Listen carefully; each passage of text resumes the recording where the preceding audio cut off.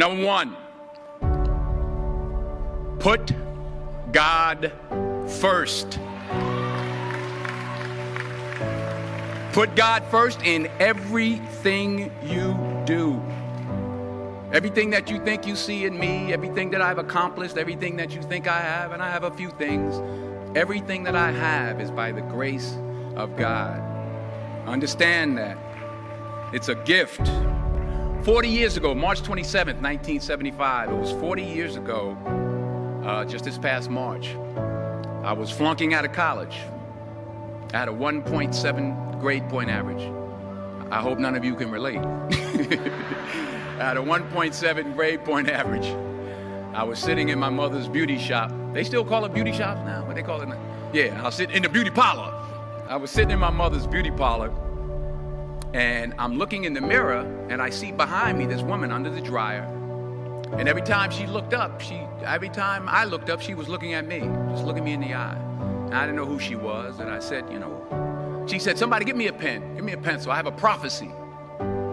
March 27, 1975, she said, boy, you are gonna travel the world and speak to millions of people.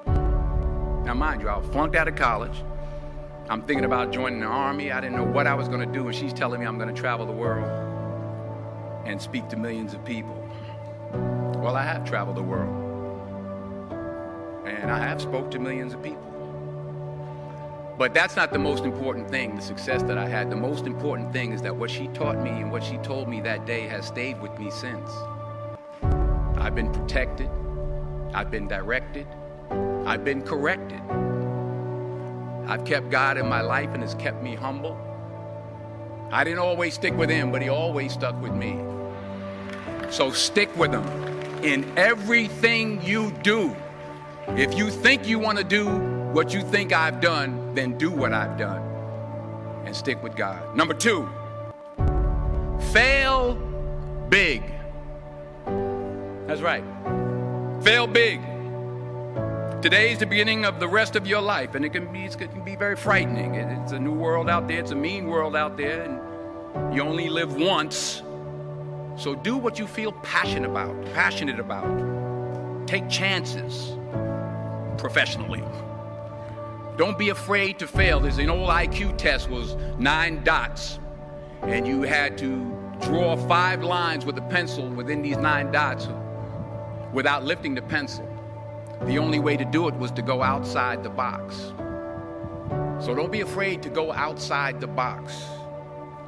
Don't be afraid to think outside the box. Don't be afraid to fail big, to dream big. But remember, dreams without goals are just dreams, and they ultimately fuel disappointment. So have dreams, but have goals. Life goals, yearly goals, monthly goals, daily goals. I try to give myself a goal every day. Sometimes it's just to not curse somebody out. Simple goals, but have goals. And understand that to achieve these goals, you must apply discipline and consistency.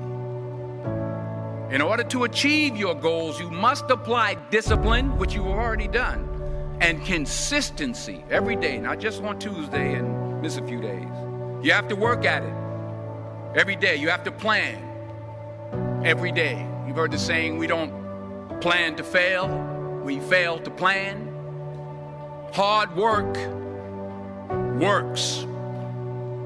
Working really hard is what successful people do. And in this text, tweet, twerk world that you've grown up in, remember, just because you're doing a lot more doesn't mean you're getting a lot more done. Remember that. Just because you're doing a lot more doesn't mean you're getting a lot more done. Don't confuse movement with progress. My mother told me, she said, yeah, because you can run in place all the time and never get anywhere. So continue to strive, continue to have goals, continue to progress. Number 3, you'll never see a U-Haul behind a hearse. I'll say it again. You'll never see a U-Haul behind a hearse. I don't care how much money you make, you can't take it with you. And it's not how much you have, it's what you do with what you have. We all have different talents. Some of you will be doctors, some lawyers, some scientists, some educators, some nurses, some teachers. Yeah, okay. Some preachers. The most selfish thing you can do in this world is help someone else. Why is it selfish? Because the gratification, the goodness that comes to you, the good feeling that I get from helping others, nothing's better than that.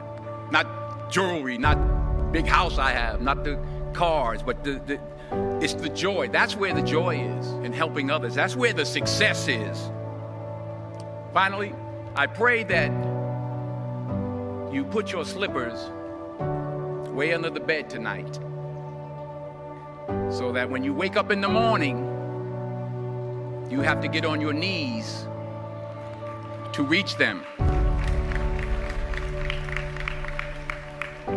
And while you're down there, say thank you for grace. Thank you for mercy. Thank you for understanding. Thank you for wisdom. Thank you for parents. Thank you for love. Thank you for kindness. Thank you for humility. Thank you for peace. Thank you for prosperity. Say thank you in advance for what's already yours. That's how I live my life. That's why I am, one of the reasons why I am today. Say thank you in advance for what is already yours. True desire in the heart for anything good is God's proof to you, sent beforehand to indicate that it's yours already. I'll say it again. True desire in the heart, that itch that you have, whatever it is you want to do, that thing that you want to do to help others and to grow and to make money, that desire, that itch, that's God's proof to you, sent beforehand already to indicate that it's yours. And anything you want good, you can have. So claim it. Work hard to get it. When you get it, reach back. Pull someone else up. Each one, teach one. Don't just aspire to make a living. Aspire to make a difference.